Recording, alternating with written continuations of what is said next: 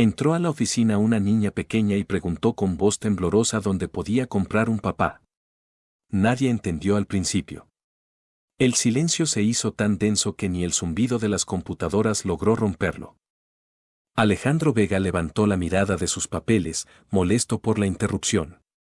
Era un hombre de rostro severo, acostumbrado a que todos guardaran distancia. Su traje impecable y su reloj de oro hablaban de éxito, pero su mirada, vacía y cansada, contaba otra historia.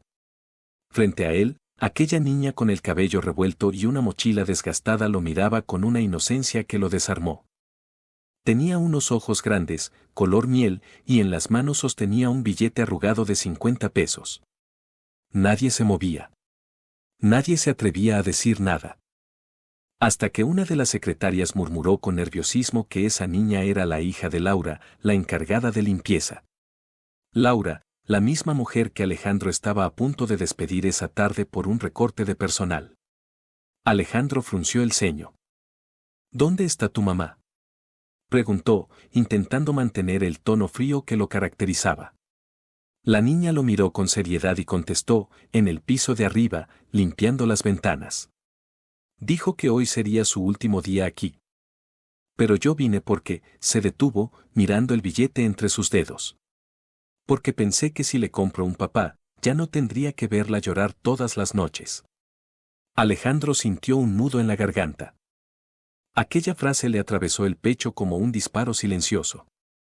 Intentó decir algo, pero las palabras no salían. Los empleados, incómodos, desviaron la mirada. Nadie sabía qué hacer con una niña que hablaba de amor y abandono en medio de una oficina llena de contratos y cifras. Alejandro se levantó lentamente de su silla. «Ven conmigo», le dijo en voz baja. La llevó hasta una sala vacía, lejos de las miradas curiosas. La niña se sentó en una silla alta, colgando las piernas en el aire. «¿Cómo te llamas?», preguntó él. «Sofía», respondió ella con una sonrisa leve. «¿Y usted es el señor que manda aquí?». «Más o menos», dijo Alejandro, intentando sonreír. «¿Por qué querías comprar un papá?».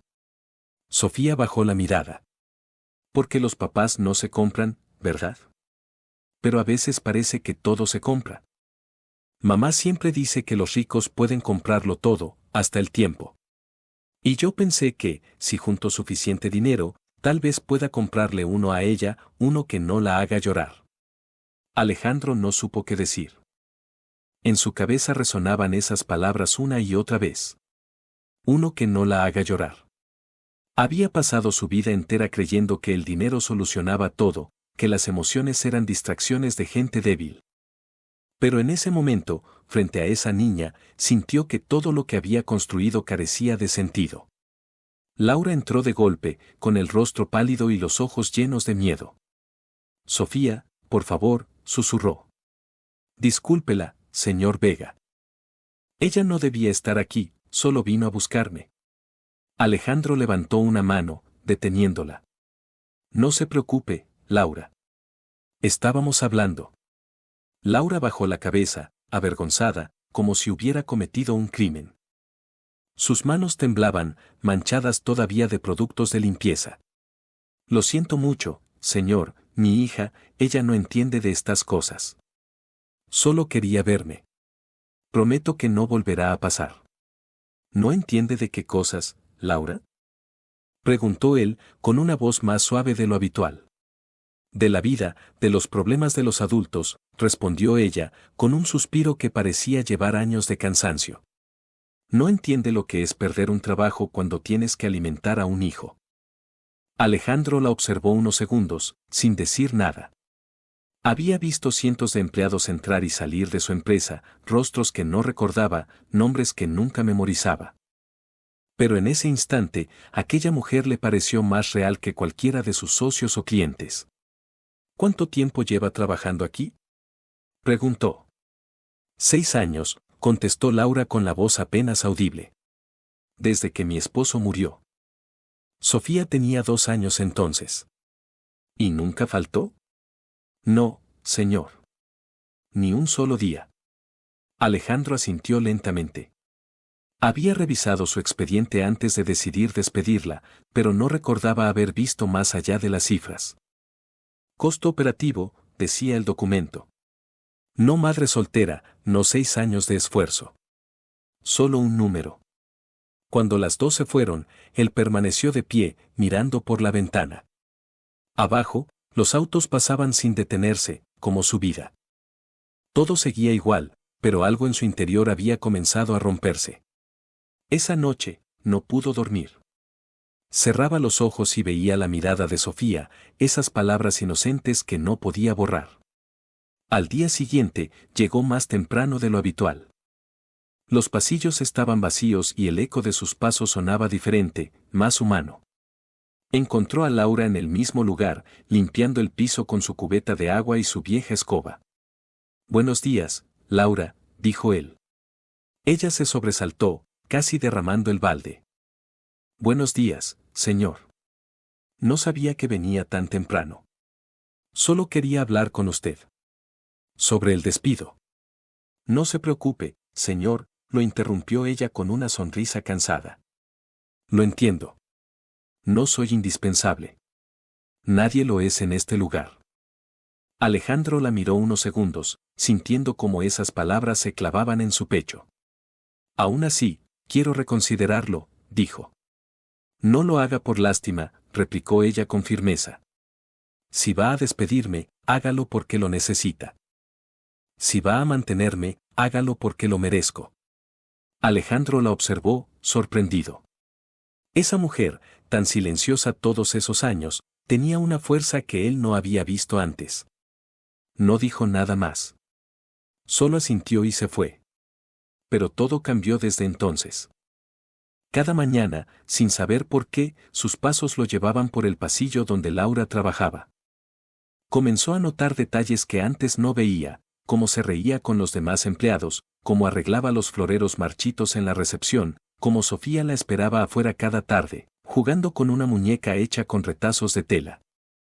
Un día, al salir de la oficina, vio a Sofía sentada en la banqueta, con la mochila abierta y los pies descalzos. «¿Qué haces aquí tan tarde?», preguntó él. «Esperando a mamá», respondió la niña. «Dijo que salía a las 7, pero creo que se le hizo tarde. Le estoy guardando una flor que encontré».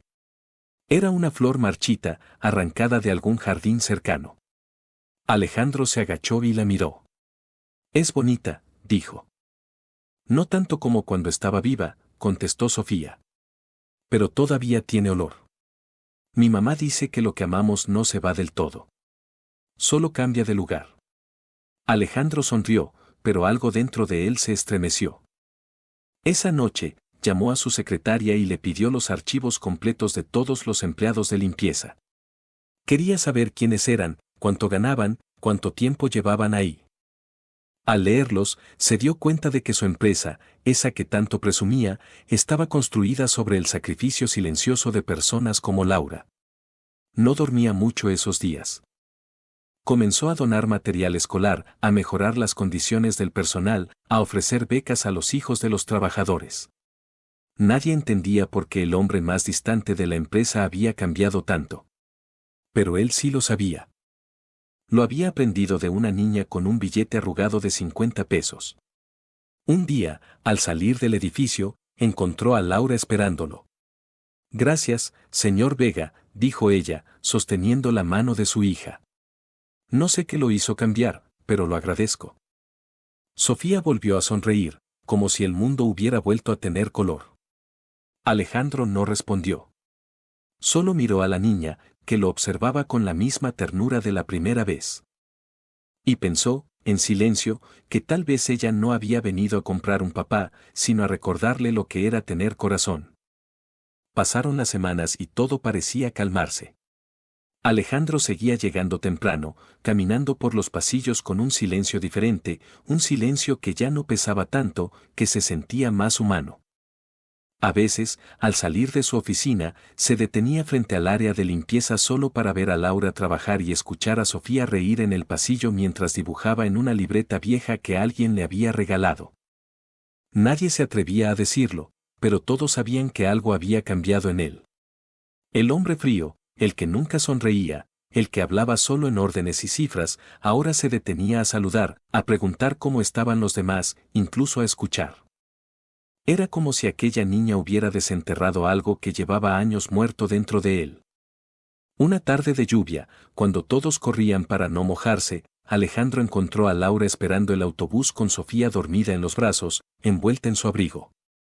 Sin pensarlo, detuvo su auto junto a ellas. «Suban», dijo simplemente. Laura dudó, pero la lluvia era fuerte y Sofía temblaba. Entraron en silencio. El trayecto fue breve, pero suficiente para que él notara las ojeras en el rostro de Laura, la palidez en su piel. «¿Está bien?», preguntó con preocupación. «Sí, solo cansancio», mintió ella, mirando por la ventana empañada. «Últimamente me mareo un poco, nada más». Alejandro no insistió, pero algo en su tono lo inquietó. Cuando las dejó frente al pequeño edificio donde vivían, Sofía despertó apenas lo suficiente para decirle adiós con la mano. «Gracias, señor Alejandro», susurró medio dormida. «Usted tiene ojos tristes, pero bonitos». Alejandro sonrió sin poder evitarlo. Esa noche volvió a casa y se quedó largo rato mirando la ciudad desde su ventana. Su departamento era grande, moderno, lleno de cosas caras y vacías. Todo estaba en orden, pero nada tenía vida. Pensó en la niña dormida, en la mujer agotada, en la flor marchita que todavía guardaba dentro de un libro. Y por primera vez en años, deseó no estar solo. Los días pasaron, y Laura comenzó a faltar al trabajo. Primero una vez, luego dos, luego toda una semana. Alejandro preguntó por ella, pero nadie sabía dar explicaciones. Hasta que una de las empleadas le dijo en voz baja que la habían visto en el hospital general. Sin pensarlo, dejó todo y fue a buscarla. La encontró en una sala blanca, conectada a una vía, con Sofía sentada en una silla de plástico a su lado. La niña lo miró sin sorpresa.